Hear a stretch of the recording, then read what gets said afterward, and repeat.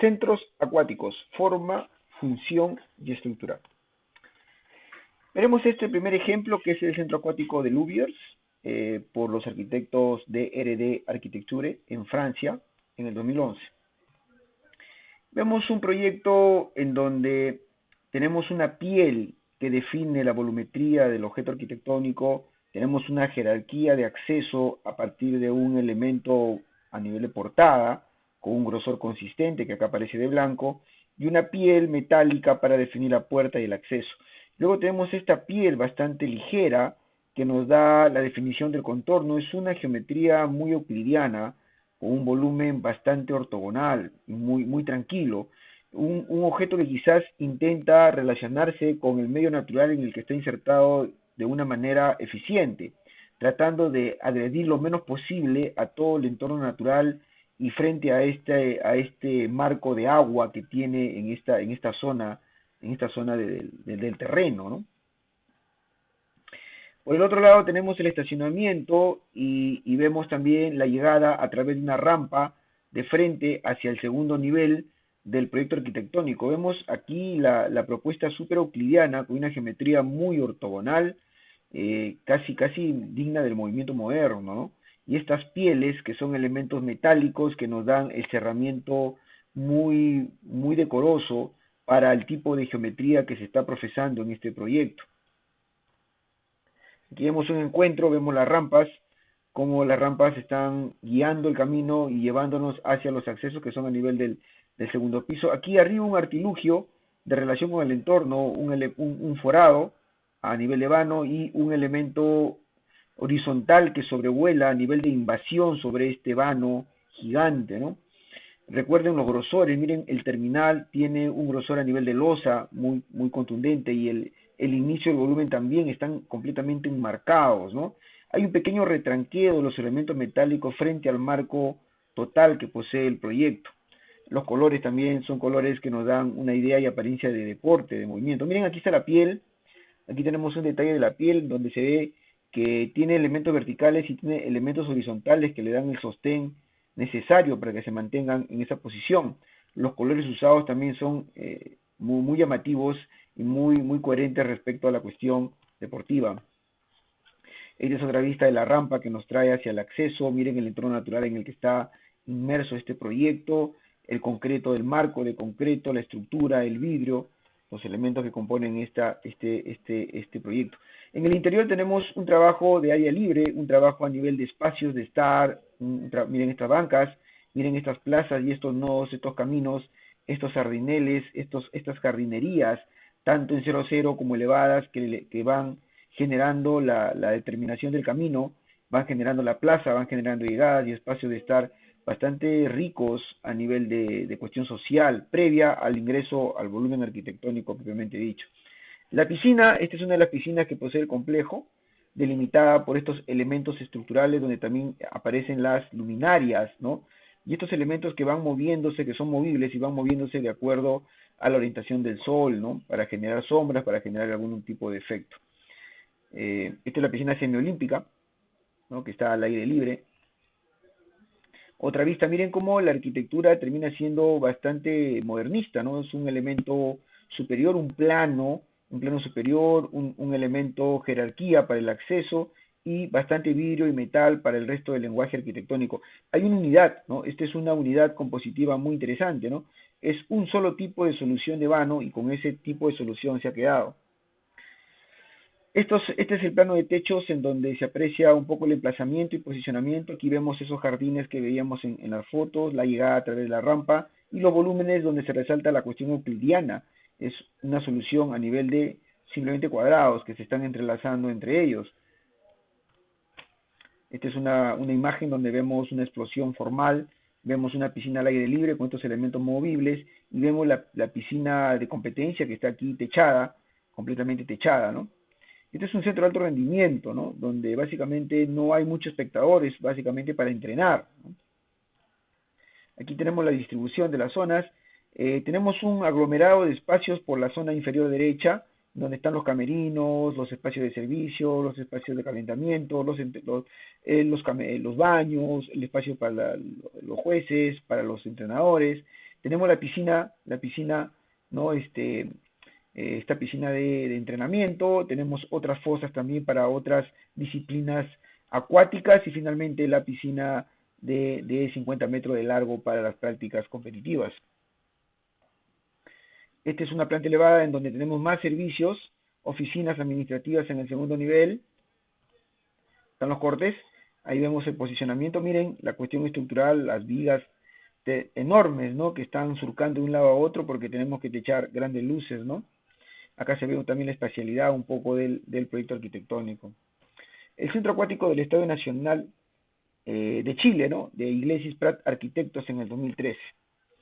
Este es otro muy buen proyecto donde la forma está determinada por la cuestión estructural. Miren cómo estas estructuras tubulares de metal están generando el diseño, el carácter y están generando el lenguaje final compositivo. Tenemos un volumen opaco con una rasgadura a nivel de vano muy largo, ¿no? Casi como las ventanas corridas Le Corbusianas. Y luego tenemos la piscina olímpica, ¿no? Al aire libre, totalmente descubierta. Por este lado tenemos el acceso jerarquizado con una llegada a nivel de escalera, ¿sí? Por acá tenemos la rampa, por el otro lado para llegar hasta la zona superior. Tenemos el acceso debajo de esta zona elevada donde deben haber oficinas administrativas posiblemente. Y vemos la solución del elemento cobertura, que es un plano poligonal desmembrado, en donde se genera la solución del techo con una sección activa. Esto es una solución a la sección activa según Heino Engel. Y vemos todo el tema metálico para jerarquizar el acceso, este hueco lleno de metales para jerarquizar la llegada. Tenemos el muro cortina para el cerramiento de todo el objeto arquitectónico. Por el otro lado vemos cómo el elemento tiene una inclinación, básicamente por una cuestión estructural y de equilibrio, ¿no? Y luego tiene un contraángulo para generar equilibrio estructural y ha jugado con el nivel de opacidad de este elemento translúcido. Hay un ritmo y composición en los elementos translúcidos. Miren cómo está lleno de metales y la malla que soporta estos vidrios y estos policarbonatos que son el cerramiento final. Tenemos la escalera, hay una escalera para llegar a los pisos superiores porque hay una zona de oficinas también. Aquí vemos el detalle del metal, miren cómo está tejido, completamente tejido en metal. Esta es otra toma desde el otro lado, donde aparece la vegetación en primer plano. Miren las luminarias, cómo las luminarias también hay que pensarlas de acuerdo al lenguaje del interior. Aquí vemos las famosas vigas, estas son las vigas Warren, las vigas armadas, las cerchas metálicas que según Heino Engel es una sección activa.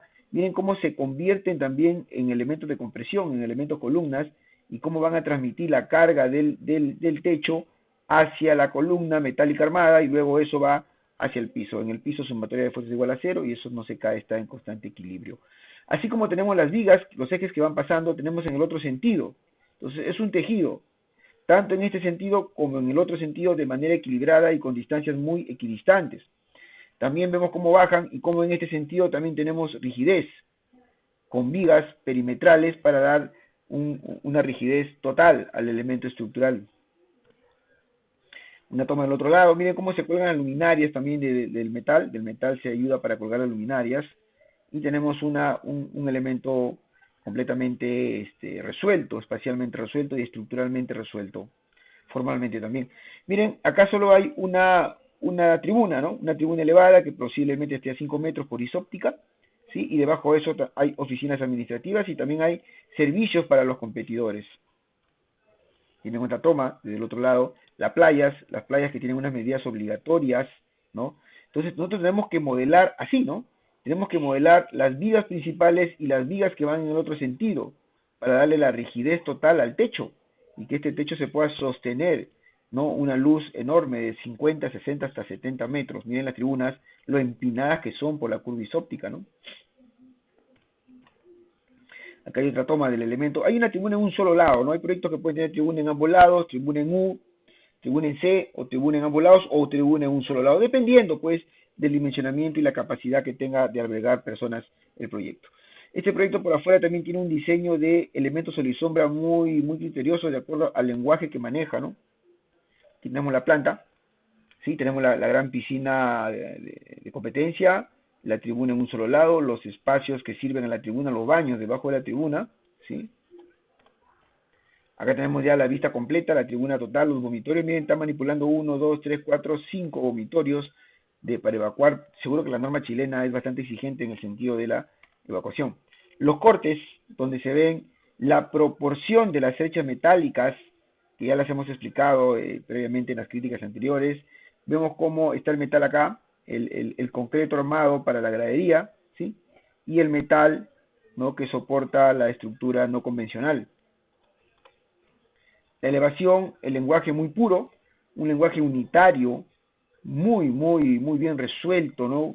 Con una cuestión estructural que es la que termina definiendo el lenguaje, proporciones bastante bien estudiadas, que tenemos las elevaciones del otro lado, ¿no? El centro acuático de Londres de Zaha Hadid. El centro acuático de Londres, con una geometría no euclidiana, ¿no?, o básicamente geometría diferencial o de Riemann, porque las elipses y todos los ángulos y curvas de este proyecto responden a diferentes fórmulas matemáticas, ¿no?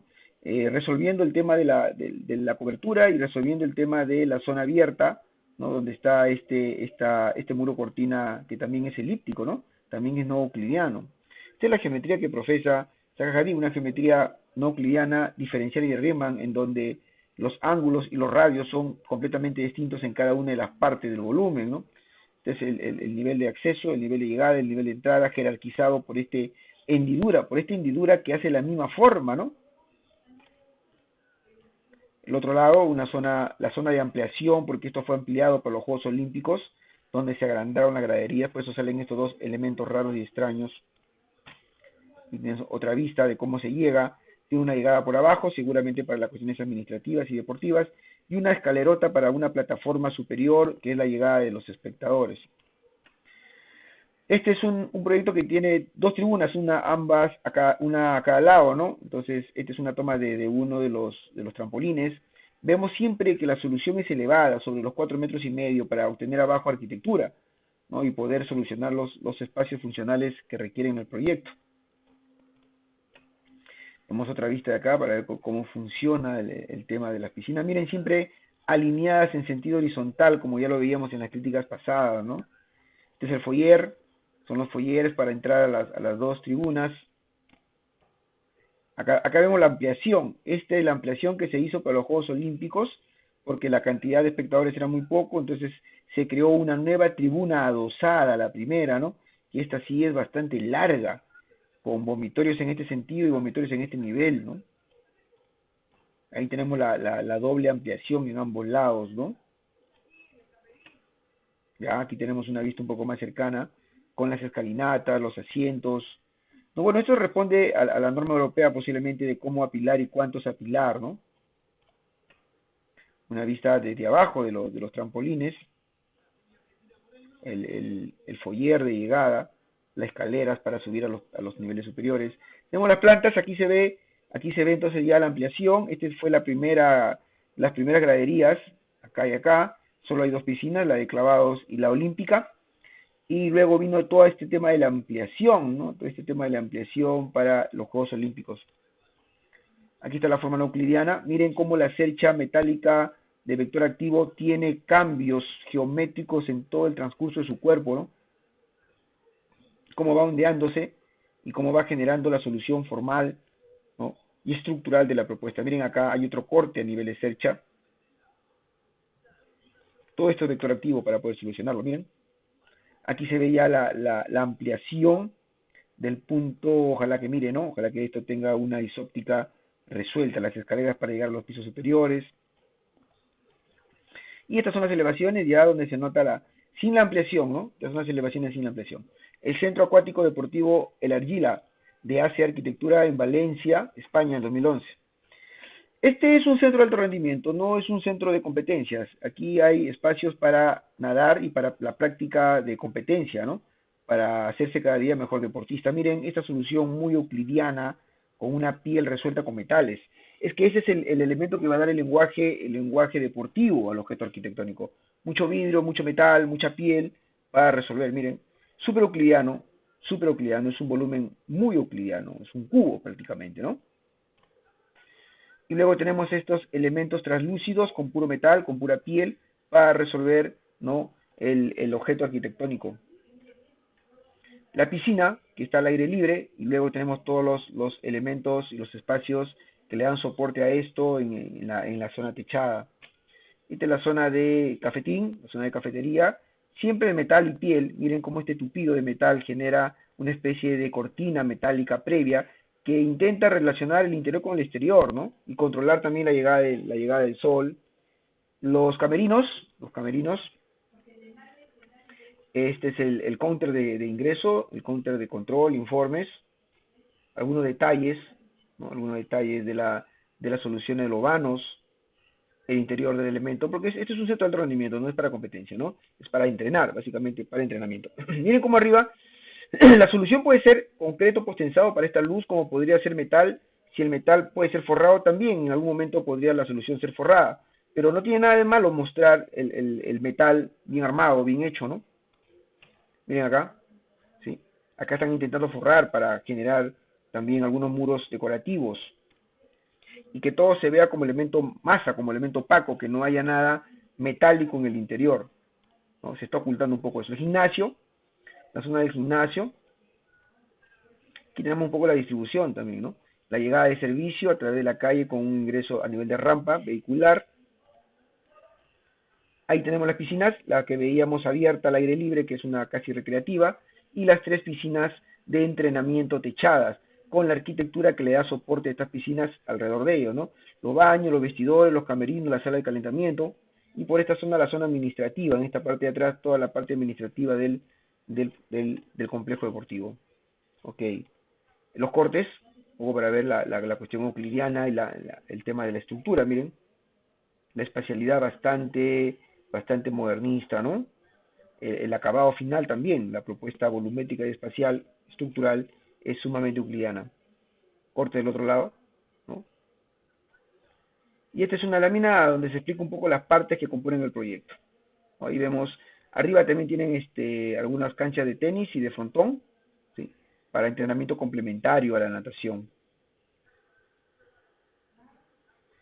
Acá están los cortes, miren la lámina de presentación, qué calidad de presentación de este proyecto.